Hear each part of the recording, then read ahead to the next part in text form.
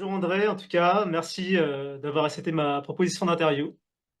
Merci beaucoup. Comment vas-tu, Steven? Ça va? Bah écoute, je vais très bien, 18 heures à Paris, fin de journée, bientôt on va manger. Toi, c'est le Ok, matin. ok.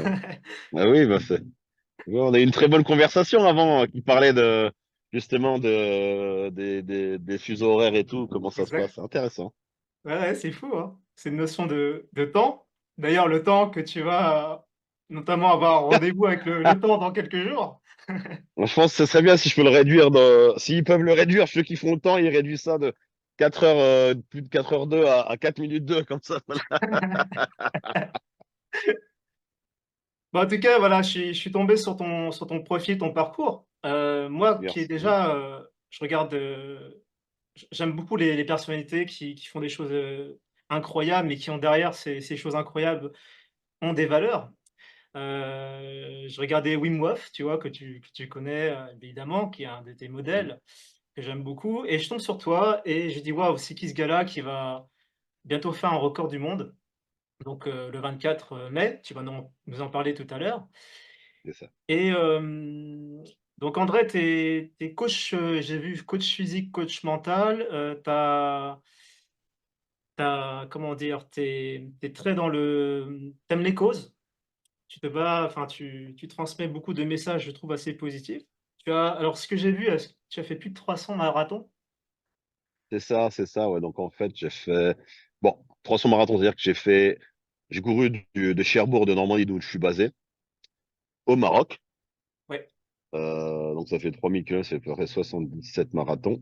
Après, à travers les États-Unis, j'ai couru de New York à LA, ça fait 111 marathons. Mais en plus, si tu comptes toutes les ultra trails, les trails et tout ce que j'ai fait, oui, donc on arrive bien à 300 marathons, hein. énorme. Alors on a un point commun, toi et moi, c'est que tu te considères un peu comme un enfant gâté français, c'est un peu mon cas aussi, donc c'est peut-être pour ça qu'on essaie un peu de sortir de tout ça. Exact. Tu vois, tu fais un très bon point. C'est tout à fait, c'est ça. Donc voilà, pour en venir, en fait, on va parler de tout ça, on va parler de tes débuts, André, donc tu es né au Cameroun, enfin tu es, pardon, d'origine du Cameroun Ouais, donc et en fait, je donc suis né à Cherbourg en Normandie ouais, à Cherbourg. et je suis d'origine camerounaise et donc même à un moment, mes parents m'ont envoyé au Cameroun pour un peu me montrer bah, les valeurs du pays. Voilà. Ça veut dire ce que ça veut dire. Exact. Un adolescent un peu fougueux, voilà, faut un peu, mais je dis redresser ça, c'est même pas pour une punition, mais c'était pas forcément, c'était quand même assez dur par moment. Parce que comme tu dis, hein, on vit en Europe, même si on a des origines, mais on est français. Et vivre en Europe, c'est, voilà, tu vas là-bas, ça rapprend un peu les choses, c'est important même d'ailleurs. Alors comment t'es venue l'idée, bah, déjà de te lancer dans le domaine du sport? Eh ben, c'est-à-dire que j'ai commencé ça à partir, bah là, sur mon site, je pense que tu as pu voir un peu, mais évidemment, je vais leur expliquer. Mais c'est dire qu'en fait, l'idée du sport, c'est dire que, comme mes parents voyaient au Cameroun, bah, en France, comment dire, au niveau du sport, au niveau intense, comme je fais, hein, voilà, Ouais. enfin, au niveau intense, à ce niveau-là, dire que, bah, quand j'étais jeune, bah, justement, en France, bah, voilà, hein, je suis métisse, donc ici, quand tu es métisse, bah, t'es un black, voilà. Donc, j'ai quand même, en Normandie, tout, j'ai quand même souffert, oui, non, mais bon, du racisme, de la différence, des choses comme ça.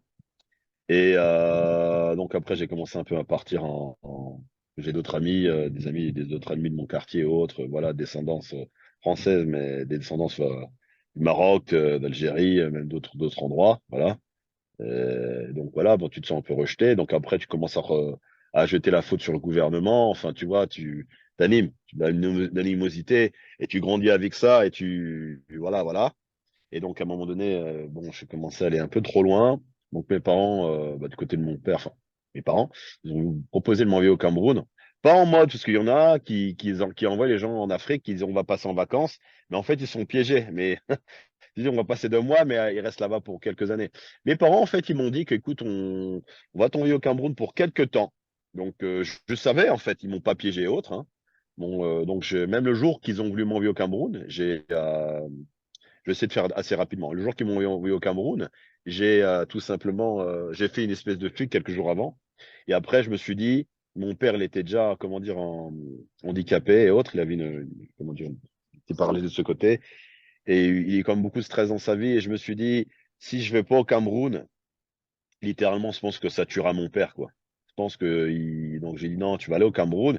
Et puis je dis, ben, à la fois non plus le Cameroun, c'est pas non plus l'Afrique, c'est pas non plus l'enfer. Je suis de là-bas aussi. Je suis allé là-bas en vacances. J'ai dit, vas-y, de toute façon, j'y vais. Et je suis allé là-bas. Donc par moment au début, c'était très dur, mais à la fois j'ai trouvé ma place. Puis aussi à la fois là-bas, bah, j'ai remarqué que bah, je suis métisse. Donc là-bas, j'ai eu des noms, voilà, comme là-bas, t'es un faux blanc ou un truc, enfin des trucs, pour dire des trucs de ouf, quoi. Mais bon, à la fois, j'ai su qui j'étais, même si c'était un peu dur. Et après, je suis revenu en vacances. En vacances, c'était en 2000, fin de l'année 2000. J'ai vu mon frère. Et mon frère m'a dit, bah, il me voyait comment je partais un peu en vrille. Voilà, on va dire. Et puis après, il m'a dit, écoute, André, arrête de faire ta victime. Enfin, il m'a dit, hein, c'est moi c'est moi qui a choisi. Mais soit tu as le choix de faire la victime, soit tu as le choix de tourner ça en quelque chose de plus fort. De base, je suis un sprinter, j'aime le sprint. Donc après, bah, j'ai commencé à faire énormément de pompes, j'ai commencé à faire beaucoup de pompes. Et à ce moment-là, après, je vais pas trop raconter, mais j'ai commencé à faire des choses beaucoup plus fortes. Donc toute cette, comment dire, toute cette injustice, ces choses-là, j'ai choisi de mettre ça en quelque chose de fort, tu vois, en quelque chose d'une bonne cause, donc pour défendre des bonnes causes. Et donc c'est pour ça, voilà, que bah, comme j'ai traversé, bah, j'étais coach sportif. Entre-temps, je suis devenu coach sportif. Il y a plusieurs années qui sont passées. J'étais allé au Canada, coach sportif. Enfin bon, bref, c'est en Amérique. Après, bah, j'ai commencé à faire des courses. Donc la première course que j'ai fait de Cherbourg, qui s'appelait La Migrante, avec un ami à moi, qui faisait partie d'une association. On a couru de Cherbourg. Enfin, j'ai couru de Cherbourg jusqu'au Maroc. Donc j'ai pas couru sur l'eau encore, j'y suis pas encore. Mais arrivé à Algeciras, bah, j'ai pris un bateau, donc jusqu'à Tanger. Donc c'était de l'Aïd là-bas. Donc j'ai un peu attendu. J'ai des un cousin éloigné qui était à Tanger, donc on a passé quelques jours là-bas. Après, je continue. Après, je suis arrivé à Rabat le 22 juin 2018. J'ai commencé la course le 10 mars 2018 de Cherbourg et je suis arrivé à Rabat au Maroc le 22 juin 2018. Donc c'est beaucoup de gens qui m'ont aidé et autres. Ça, c'est génial. Et après, c'était pour rendre hommage au flux migratoire. Aussi mon père qui est parti du Cameroun. Donc un peu comme pour te dire que bah, il a beaucoup galéré quand même qu'on a vécu ici. Il dit que il faut travailler dur, il faut travailler dur dans la vie, enfin travailler dans un sens qui voilà, hein, pour dire qu'on est un peu il nous disait ça quand on était petit, mais plus tard, moi dans ma tête, ça m'a vraiment ces paroles, ils m'ont quand même vraiment resté. Et une partie de ça aussi, que ça s'est vraiment resté. J'ai dit, ça serait quand même bien de faire une espèce de course, si tu veux, pour le rendre hommage. Donc, ça a été extrêmement difficile, cette course-là, parce qu'en 11 mois, j'ai perdu beaucoup de poids. J'ai commencé, je suis de base, enfin, je suis pas un sprinter, un marathonien, je suis un sprinter, mais j'ai perdu quasiment, ouais, j'ai commencé la course, j'ai perdu au moins, ouais, 20 kilos. Waouh. Je commençais à courir des 1 heure, 2 heures, 6 heures, 100 km, 250 km, courir 7 heures d'affilée. Des fois, j'ai cru que mon cerveau, j'avais tellement mal. Enfin, j'ai fait des, voilà, enfin, intense. Voilà. Donc, j'ai fait ça. Et puis, juste après, je l'ai encore poussé parce que j'habitais en Amérique du Nord très longtemps. Donc, au Canada, je suis beaucoup aux États-Unis. Moi, c'est aussi c'est mon second pays de cœur là-bas. Et donc là, j'ai dit, bah, je vais courir de New York à Los Angeles pour rendre hommage toujours aux réfugiés et aussi justement bah, aux pionniers, aux gens qui, à l'époque, par exemple, après la guerre de sécession ou d'autres endroits, ou d'autres gens qui voulaient aller dans l'Ouest américain, parce qu'ils soit ils avaient l'Eldorado, ou soit ils voulaient aller vivre leur foi librement dans l'Ouest, ou soit bah, tout simplement, ils voulaient partir, quoi. Voilà. Ou alors pression sociale, parce que, bah, par exemple, quand il y a eu après qu'il y a eu la guerre de sécession, bah, il y a les États du Sud, évidemment, bah, il y a eu la guerre de sécession qui s'est passée. Mais, enfin bon, bref, vers ces années-là, mais les gens aussi, les esclaves, enfin, les anciens, les Afro-Américains qui étaient dans le nord des États, les gens qui étaient là-bas, ils les voulaient pas forcément. Donc, ils disaient, ouais, on n'est pas pour l'esclavage, mais voilà, pas forcément. Donc, il y en a même, et ça, on n'en parle pas, mais ça, je mets bien ça en avant aussi, c'est qu'il y en a même, justement, qui sont partis aussi avec des pionniers, d'autres pionniers, bah, de descendance européenne, des Blancs qui sont partis dans l'Ouest. Voilà, donc c'était aussi pour ça que je voulais faire ça, ça me tenait ça à cœur et Intéressant. aussi un peu en partie pour mon papa, quoi. D'ailleurs, en parlant de ton papa, c'est que quelque part, avec tes exploits, tu l'as aussi motivé à faire des pompes. Ah, bah ça c'est sûr, ça c'est à mon père, ouais, des pompes c'était plus, ça c'était avant ça quand même. C'était quand il était paralysé, c'était des abdos, des abdos. Ah oui, Donc des en abdos. fait Ouais, donc bah, il a commencé, c'était, je crois que c'était avant que je parte en Afrique, au Cameroun. C'était en 90, 99, je pense. Il commence à faire 20 avec un côté, hein. Bon, allez, il est passé de 20 tractions, enfin pardon, de 20 abdos à 300 abdos, quoi, en 3 mois. C'est énorme. Donc c'est pour dire que ça, je fais ça depuis que je suis tout petit, donc j'ai aussi senti que j'ai quand même quelque chose, quelque chose. J'ai quelque chose en moi, quoi. Enfin, pour aider les autres, ou motiver, j'en sais rien, inspirer. On va parler d'actualité, André. Bien sûr, Donc, le 24 mai, c'est donc tu ça, vas t'attaquer à un record du monde. Alors là, j'aimerais que tu m'éclaircisses un petit peu parce que j'ai regardé bien sûr. dans les articles. Donc, c'est le record du monde d'immersion dans un bain glacé. Donc, ça se passe dans une sorte de cabine, c'est ça? Où on met C'est ça plusieurs une cabine, personnes. c'est juste des glaçons, ouais, dans juste des glaçons, c'est ça, exactement. C'est ça. Donc, record qui est détenu par un Polonais. Donc, C'est ça. de combien il a? J'ai Il a, 3 heures non, il a 4 heures, 35, il a 4h02 maintenant le 4 record. heures 2. D'accord, 4 heures 2. Donc là, toi, tu voudrais faire combien? Bah, j'aimerais bien faire 4h15. OK, pourquoi 4 heures 15? Mon objectif, mon objectif, c'est 4h15. OK, d'accord. Il y a pas de symbolique, quoi. Non, c'est juste peut-être que je pourrais faire un peu, après je vais faire un peu plus, mais et je dis et je le dis, c'est évidemment, c'est que c'est un record du monde, mais, mais je sais qu'à un moment donné, ça se trouve un jour, il y aura un autre qui fera 6h, 7h, j'en sais rien. Mais c'est juste voilà, de faire un peu, et surtout si pour la cause. Mais le faire juste un tout petit peu plus. Peut-être que je ferai plus, peut-être que j'y arriverai pas, ça je sais pas. Là, on est sûr de rien dans la vie. En tout cas, je vais faire de mon mieux pour essayer de faire pour faire 4h15. Donc ça va se situer à Calgary, c'est ça? Canada? C'est ça à Calgary, à Stampede, c'est dans bon, un stade, enfin à côté dans l'entrée dans un stade où ils font des rodeos et tout, des thèmes, ça sera à l'entrée du stade. Voilà. Et ce qui me touche beaucoup dans ce record, c'est que tu le fais pour ta fille qui est touchée par des Exactement. troubles autistiques. Donc c'est Et, pour l'autisme. Tu fais ça. et Est-ce que tu peux nous en dire un peu plus, justement? Ouais, bien sûr, bah, toute façon, bah, et tout à fait, je fais ça pour ma fille qui a qui a un spectre autistique, donc plus au bas ou plus haut, là ça va quand même mieux, mais il y a toujours des choses. D'ailleurs, avec l'école on parle avec sa mère qui est en Angleterre là, qu'on va devoir trouver une solution parce qu'on est en train de trouver une solution parce qu'une école normale, c'est juste pas possible, c'est juste compliqué. Voilà, enfin, je fais ça aussi pour elle, aussi pour lui montrer tout simplement que tout est possible, que ma fille ne te laisse pas le monde te dire que ma si machin, parce qu'on vit dans un monde constamment de jugement et tout, mais voilà, on peut y arriver. Et aussi, je fais ça justement aussi avec Autisme Canada. Donc Autisme Canada, donc le but de ça, c'est une association pour l'autisme, bah, pour faire la sensibilisation évidemment, et aussi pour lever des fonds, pour aider à, comment dire, pour qu'ils aident à former des gens pour prendre soin des personnes avec des troubles autistiques. Donc que ce soit des membres de famille ou des éducateurs ou autres. Là, j'ai vu que là, récemment, tu as été sponsorisé par Toyota. J'ai vu. Oui, ouais, donc c'est ça, on a eu, donc merci aussi à toutes, je dis encore merci à toute mon équipe, hein, voilà, voilà, Grady Simmons et Ian Boyd qui m'aident beaucoup. Et voilà, donc là, on a eu un sponsor, un petit sponsor, mais c'est quand même quelque chose quand même. Donc, on est très reconnaissant par Toyota. C'est ça, hier. Enfin, avant, mais hier, c'est ce que j'ai fait, l'annonce officielle. Donc là, ce record, tu le prépares depuis longtemps. Il devait normalement se faire, j'ai vu, en décembre, c'est ça? Ouais, enfin, il devait se faire en février, puis je voulais le faire Février? un peu avant, mais je l'ai retardé parce que je me suis dit, bah aussi, évidemment, hein, il faut aussi. On verra comment les choses se passeront, mais je suis j'essaie aussi de faire ça, le fait de vivre, hein, de créer aussi une entreprise pour souvenir aux besoins de ma fille, à ma famille aussi, à ma future famille, j'espère. Donc c'est pour ça aussi pour qu'il y ait justement de la visibilité, aussi faire beaucoup plus de sensibilisation pour l'autisme, eh ben tout simplement, on l'a, comment dire, on l'a reporté. Au début, on aurait même le faire 24 mai, le 24 février, après on aurait dû le faire même avant en Suisse, mais quand je suis venu au Canada l'année dernière, j'ai dû tout simplement, je me suis rendu compte qu'il y avait du potentiel ici. Et là, quand le 9 mars, où ce qu'on aurait dû faire le record, on a encore repoussé. J'ai fait, oh là là, mais on va dire que je vais jamais le faire, mais peu importe ce que les gens y pensent parce qu'ils sont pas à ma place. Mais là, on s'est dit justement le 24 mai, là, c'est bon. Donc là, merci aussi à Run Calgary, donc Calgary Marathon. Justement, ils vont organiser ça. Donc ça va être le week-end du 26 mai, ou le week-end entre le 24 et le 26. Il va y avoir le marathon le 26. Et le 24, c'est là que les gens vont récupérer leur dossard. Donc il y aura une grosse visibilité. Il y aura Toyota qui sera là. Il y aura sûrement aussi, il y a aussi une équipe. Je parle un peu trop là. Une équipe paramédicale et autres. Et voilà, ça sera vraiment fait. Je pense que voilà, ça sera fait comme ça doit se faire.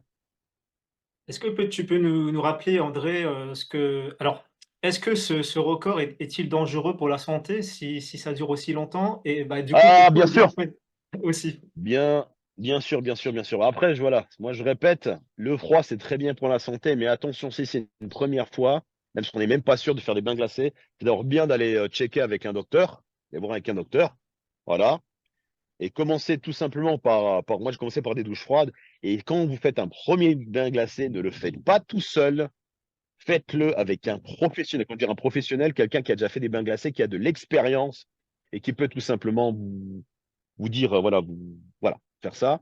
Et encore, je dis aussi, c'est quelques minutes seulement. Bon, les bienfaits du corps suffisent largement. Moi, je m'entraîne pour un record du monde, je suis un athlète de extrême, mais c'est différent. Évidemment, ça m'apporte aussi des bienfaits, mais c'est deux choses différentes. Que si c'est juste pour les bienfaits mentaux, c'est du corps, quelques minutes seulement suffisent. Voilà, et après, bon, évidemment, 4 heures, bah, ça reste quand même intense, mais c'est pour ça justement qu'on a repoussé le record, parce que là, on aura carrément aussi une équipe médicale qui sont là. Donc d'ailleurs, mardi, on va déposer un accord, un contrat avec eux pour dire que si ma température corporelle descend en dessous d'un certain seuil, elle a atteint un seuil, on va dire, on arrête. Si mon taux de dioxyde de carbone il devient bizarre par eux, voilà, on arrête. Si je commence à avoir des troubles cognitifs ou des choses pas normales, on arrête. Donc voilà, donc j'aurai une sonde, je vais aussi avaler une espèce de pilule, Monica, pour qui va monitorer la température du tronc, voilà, ou ce que les organes et tout. Donc voilà, je tiens vraiment à dire que, voilà, donc, évidemment, je vais essayer de faire de mon mieux, mais on sera suivi par des professionnels médicaux. Excellent. Donc tu es dans une cabine, tu bouges pas et il y a combien de tonnes de glaçons à peu près? Bon, et bon, je tonnes, pardon, il y aura à peu près une tonne de glace. Ouais, À peu près 800 kilos de glace, à peu près. Parce que la boîte, on l'avait réduit parce qu'on se base aussi par rapport au Guinness des records.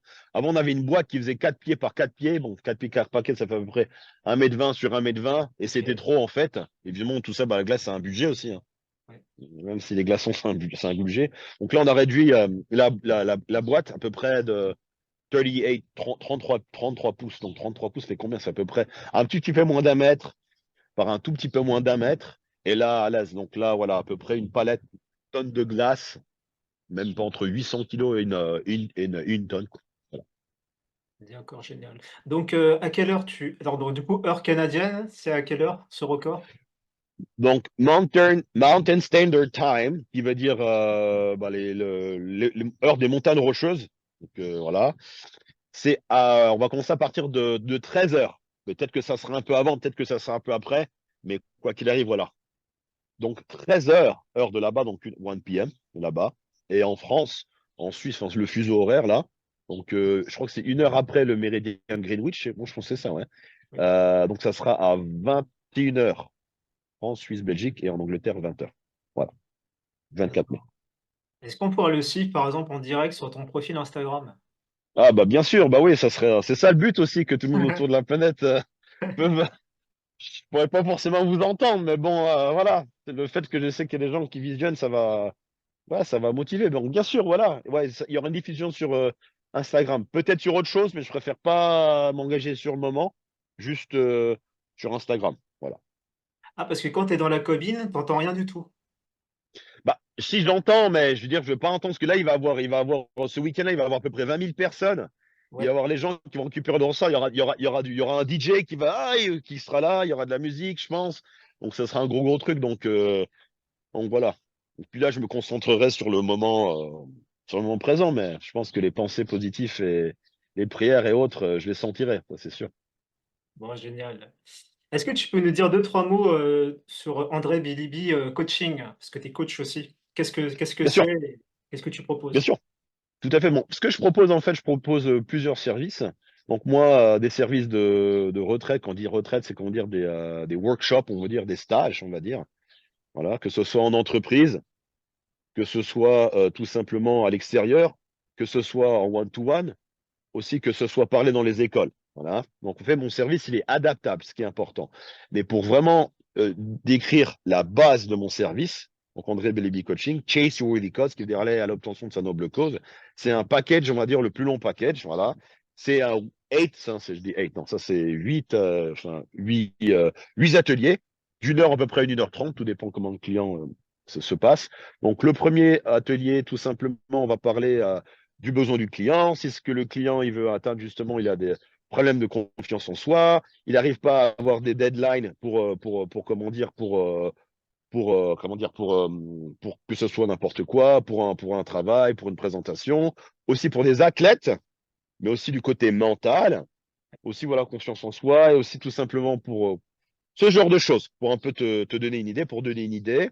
Donc on parle de ça, comment ça se passe. Après, je fais un speech, donc un séminaire à peu près qui entoure 7 points, donc 7 sujets. Voilà, voilà. Après, de la deuxième séance à la huitième séance, donc là, on va encore reparler plus ou moins du client, du problème du client, mais là, voilà, on va commencer tout simplement voilà, enfin, à mettre ça en espèce de tunnel pour que le client qu'il aille vers quelque part, enfin, qu'il aille vers quelque part vers un objectif. Voilà, voilà. Après, on va prendre en soin, après, bah, comme c'est le deuxième, on prend en compte le premier point que j'ai fait dans le séminaire. On en parle, fait l'exercice, comment il a appliqué ça dans sa vie et comment il peut appliquer aussi ce même outil-là dans le futur pour arriver vers sa noble cause, vers son objectif. Après ça, on peut faire du sport.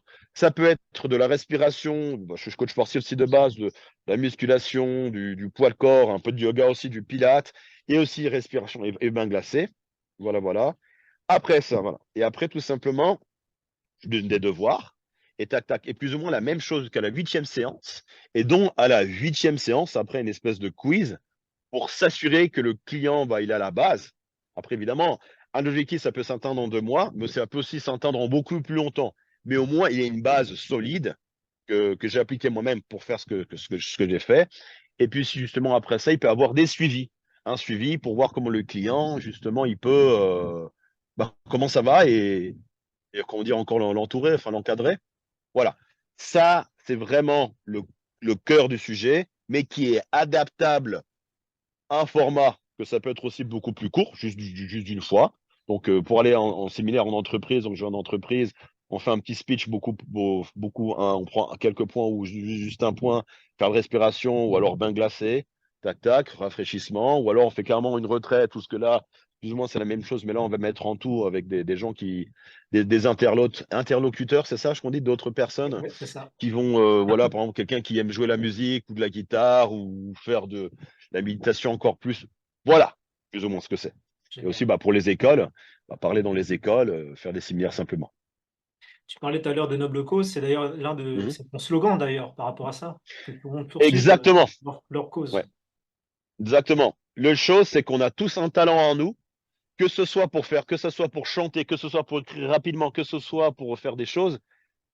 Tant qu'on met ce talent à quelque chose de plus grand, donc tant qu'on fait que ça, et tant que ça peut inspirer les gens, tant que ça peut aider à avoir un impact positif au développement de la planète, que ce soit d'une façon tangible ou non tangible, on peut me dire, mais il a pété les plombs, qu'est-ce qu'il raconte lui? Mais tant que c'est positif, tant qu'on peut inspirer autrui, cette cause-là, on a la cause, on a le talent, et après qu'on va annexer ça avec l'objectif, on peut tout faire. Énorme. J'ai vu que Wim Hof était une de tes inspirations. Est-ce que tu l'as Bien rencontré sûr, déjà? je ne l'ai pas rencontré, mais je connais justement des amis à moi qui le connaissent personnellement. Donc un ami à moi qui est au Danemark, là, il est très cool. Et après, je ne vais pas trop aller en détail, mais ce que je veux dire par là, c'est que comment dire, il a contacté, il a dit Wim Hof. Après Wim Hof, il a sa marque, mais aussi il a ses enfants qui sont autour de lui. Donc il gère. Enfin bon, bref, voilà, il gère pas les choses comme il veut, mais ce que je veux dire par là, c'est que là, Wim Hof, personnellement, bah, mon ami, il a envoyé ça à Wim Hof, et Wim Hof, il a dit c'est vraiment cool ce qu'il fait. Donc même si c'est pas officiel, Wim Hof, il soutient ce que je fais, ça me fait plaisir, bien sûr. Ah, parce que lui aussi, c'était un ancien recordman. Euh, Ouais, c'est un ancien recordman, il a fait des trucs, des choses de fou. Et pour moi, j'ai beaucoup de respect à Wim Hof parce que certes, bah là, le temps, il est beaucoup plus. D'ailleurs, les 2 heures que j'ai fait la semaine dernière, c'est plus que c'est ouais. un de ses records. Mais ce qu'il faut savoir, c'est que Wim Hof, dans le monde occidental, c'est un des premiers à avoir fait des choses comme ça. Donc moi, et puis même d'ailleurs, c'est mon ancien, je respecte mes anciens, mes aînés. Et c'est lui qui a marqué la chose. C'est lui qui a ouvert la voie pour nous, on va dire, pour les, euh, un peu ceux qui ont un peu un tête au casque, qui veulent faire des choses comme ça. Donc, merci à lui. Merci à lui, et puis merci à toi, parce que tu Merci. inspires et puis du coup, on est un peu des fous, parfois un peu isolés et on se dit qu'on est seul au monde et en fait on n'est pas seul et c'est Ça pour fait ça que c'est plaisir, important de transmettre des bien parcours sûr. comme le tien. Merci beaucoup, Steven.